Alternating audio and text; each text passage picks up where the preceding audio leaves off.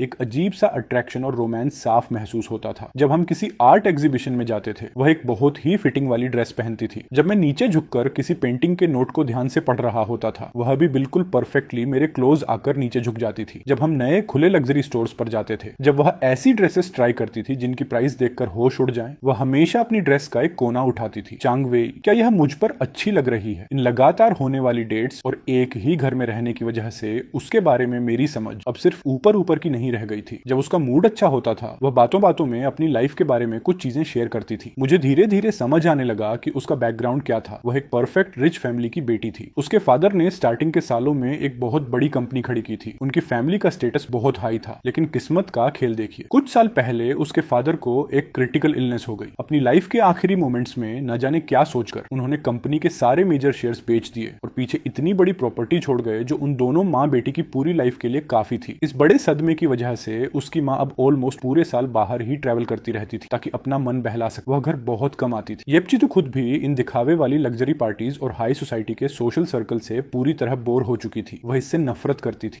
इसीलिए उसने time pass करने के लिए एक बहुत ही सिंपल और रिलैक्स एडमिनिस्ट्रेटिव जॉब ज्वाइन कर ली थी। तो फिर आपने पहले किसी पार्ट टाइम मेड या किसी प्रोफेशनल केयर टेकर को काम पर क्यों नहीं रखा? मैंने फाइनली वह सवाल पूछ ही लिया जो काफी टाइम से मेरे दिमाग में घूम रहा था। उसकी फैमिली स्टेटस के हिसाब से एक प्रोफेशनल स्टाफ ढूंढना उतना ही इजी था जितना पॉकेट से कोई सामान निकालना। फिर घर की ऐसी हालत क्यों हो गई थी और बात मुझ तक कैसे पहुंची? एक चोर जो अचानक इस काम में आ गया। ये सवाल सुनते ही येपचीथू जो मेरे लाए हुए लिली के फ्लावर्स को वास में अरेंज कर रही थी, उसके हाथ वहीं रुक गए। उसने अपना चेहरा थोड़ा घुमाया और मेरी तरफ देखकर एक स्माइल दी। बाहर से बुलाए गए लोगों में से कोई भी तुम्हारी तरह परफेक्ट और केयरिंग नहीं हो सकता। उस स्माइल में थोड़ा सा खुद पर तंज था और एक ऐसा मतलब था जिसे वर्ड्स में नहीं कहा जा सकता था। उसकी आवाज बहुत ही लाइट और अट्रैक्टिव थी। उसकी गहरी नजरें एक बार मेरे पूरे चेहरे पर घूमी, लेकिन एंड में उसने मुझे कोई रियल आंसर नहीं दिया। दिन इसी तरह मेरे जैसे एक घरेलू केयर टेकर की नर्वसनेस के बीच धीरे धीरे बीतते गए और येपचीथू का यह अट्रैक्शन दिन ब दिन और बढ़ता ही जा रहा था। यहाँ तक कि मेरे बर्थडे के दिन मैं खुद भी